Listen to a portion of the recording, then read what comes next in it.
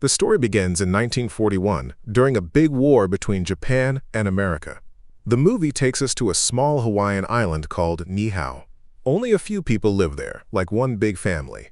They live peacefully and have no idea about the war happening outside the island. Some of the people are American, and some are Japanese. One day, a Japanese fighter plane called Zero is damaged while attacking American forces. The pilot cannot return to his base and crashes on the island. A man named Ben Keneal and his friend are fishing nearby and see the crash. They help the pilot out of the plane and bring him to the shore. The pilot, Shigenori, is badly hurt, so they take him for medical care. They don't know he is an enemy soldier. They think he is just a Japanese pilot who made an emergency landing. The people on the island live very simple lives and follow old traditions. They have very little contact with the outside world. Only one person travels to a nearby city every few weeks to bring supplies. They don't have a radio or any news, so they don't know that a war has started. After some time, the pilot wakes up.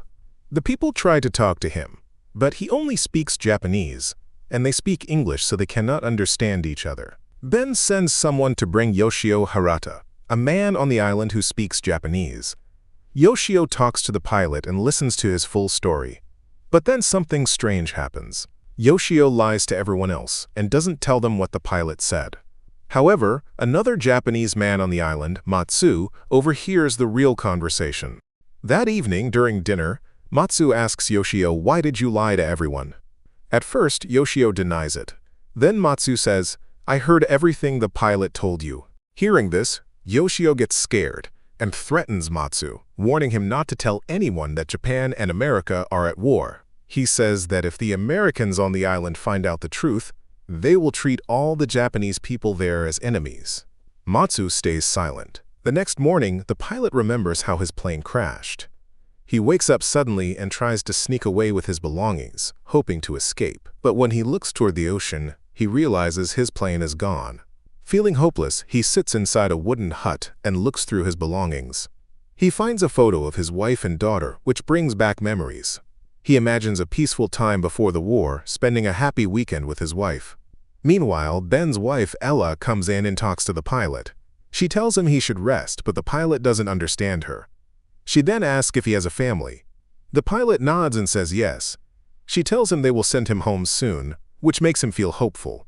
On the other side, Yoshio tells his wife, Irene Harata, the truth about the pilot. He explains that the Americans shot the plane down because a war is happening, but no one on the island knows yet. Only Yoshio, Irene, and Matsu know the truth. Irene becomes worried and suggests talking to Matsu to buy time and control the situation. Yoshio tries to speak to Matsu, but Matsu ignores him and walks away. Meanwhile, when Ben is about to go hunting, his wife suggests he take the pilot along so he can feel better. Ben checks with the doctor, who says the pilot is healing and can walk. Ben takes the pilot with him, and the pilot picks up a bow for archery. While hunting, Ben aims at a wild pig.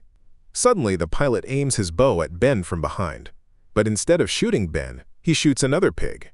They carry the pig together and rest by the beach before heading home. Later, Yoshio tells his wife that Matsu didn't agree to help, and that they don't have much time. His wife becomes even more worried. After returning, the people thank the pilot for helping with the hunt. That evening, Yoshio again tries to convince Matsu.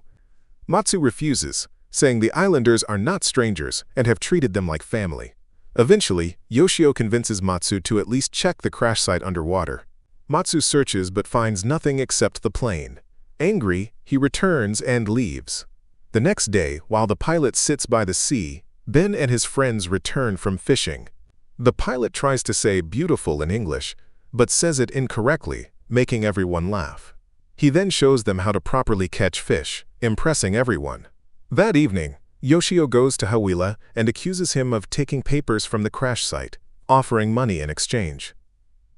Hawaiian, who dislikes Japanese people, kicks Yoshio out. Hawaiian tries to decode the papers himself, but fails. Angry, he later brings the papers and a gun to Ben, explaining they belonged to the pilot. Ben becomes suspicious, but still doesn't believe the pilot is a spy. The next day, Ben gathers everyone and explains that supplies are running low. Matsu reveals that a radio has been found. Ben orders it to be fixed. Yoshio hides the radio, but it is eventually found and repaired. Through it, everyone learns about the war between Japan and America. Realizing the truth, Ben confronts the situation.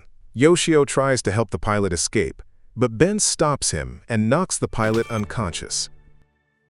The pilot later wakes up tied to a chair as another man attacks him. Ben intervenes, stops the violence, and orders that no one touch the pilot.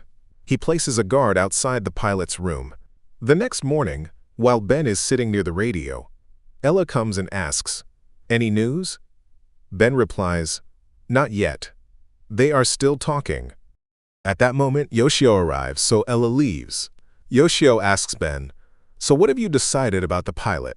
Ben replies, "The village council will decide. We will wait for Alamer until tomorrow. If he comes, he will take the pilot away. If he doesn't come by then, I will take the pilot to the council myself." Yoshio says, "Are you crazy? Do you know what they will do to him?" Ben answers, "What else can we do? You know he was fighting against us. He is responsible for the deaths of many people. We know very well what should be done. You don't need to worry about this." Yoshio leaves and goes to his room, where his wife is secretly packing their things to escape that evening. Yoshio asks, "What are you doing?" She replies, "You saw what they did to the pilot. It's good that Alamer is late so we can escape. These people don't see us as Hawaiians. They see us as Japanese because our faces and voices are different. They don't see our personalities, only our race. That's why they think we are enemies." Yoshio understands. They quickly finish packing and place their belongings in a small boat. Before leaving, they go to the pilot's room to take him with them. However, Haku, who is on guard duty, refuses to let them enter. Yoshio's wife tells him, "He's been locked up all day and hasn't eaten. Let us give him some food, then we'll leave." Haku agrees and lets them in. Hidden inside the food are weapons meant for the pilot's protection. Yoshio explains the escape plan and says they must act out a small fight. The pilot understands and pretends to fight Yoshio. Haku, unaware it's an act, intervenes and pushes the pilot. Enraged, the pilot grabs a knife from the food packet and attacks Haku, killing him. Shocked, Yoshio and his wife cry, "What have you done? We were going to leave without killing anyone."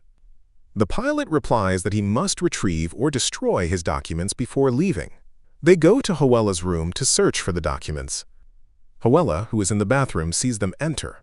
Despite searching, they don't find the documents, but the pilot finds his gun and reloads it.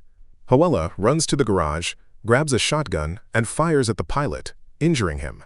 The pilot fires back, forcing Hawela to drop the gun and flee. The pilot takes the shotgun and goes with Yoshio to chase Hawela. On the way, Ella sees them and tries to escape, but Yoshio catches her and locks her in a room. Meanwhile, Irene lies to Matsu, saying the pilot is injured and needs help. They go to the doctor. When the doctor grows suspicious, Irene pulls out a gun and forces him to come along. Matsu protests, but Irene orders him to grab bandages. Back in the village, Hila rings the bell, gathering everyone. He tells them he was attacked and fired back before escaping. Ben asks who he shot, and Hila answers, "The pilot." Ben rushes to the jail room and finds Haku dead. Shocked, Ben orders everyone to be taken to safety. Hawela suggests hiding in his family's burial cave. Ben questions Hawela and learns that Yoshio and Irene wanted documents from him. Ben prepares to go for help, but Hawela volunteers instead and promises to return quickly. Ben agrees. Ben then searches for Ella. Meanwhile, Yoshio the pilot and Ella are hiding in a room. Irene arrives with the doctor. The pilot forces the doctor to treat his wounds at gunpoint. Soon after, Ben arrives and the pilot points his gun at him. Ben says they can leave freely, but Yoshio demands the documents first. Things quickly turn violent. The pilot attacks Matsu and injures him. Ben rushes in and fights the pilot. During the struggle, Yoshio shoots Matsu. Then the pilot shoots Ben, badly hurting him. Ella tries to stop the pilot, but he throws her aside. When the pilot tries to choke Ella, Ben pushes him outside. Outside, Ben and the pilot fight hard. The pilot pulls out a hidden knife and tries to stab Ben, but Ben overpowers him. Just as Ben is about to kill him, Ella stops him. Not wanting to be captured, the pilot takes his own life. Inside the house, Yoshio feels deep guilt. He believes he has shamed his people and betrayed the island. Overwhelmed, He also takes his own life. The next morning, Will returns with U.S. soldiers. Irene is arrested and sent to prison for 31 months. Matsu is taken to an internment camp and later released in 1945, returning to Niʻihau. Ben is awarded a Medal of Merit for his bravery. The movie ends by showing that war hurts innocent people the most, not just soldiers, but civilians caught in the middle. Enemy Within is based on the true story of the Niʻihau Incident. That's the end of the story. Thanks for watching. Don't forget to subscribe and see you next time.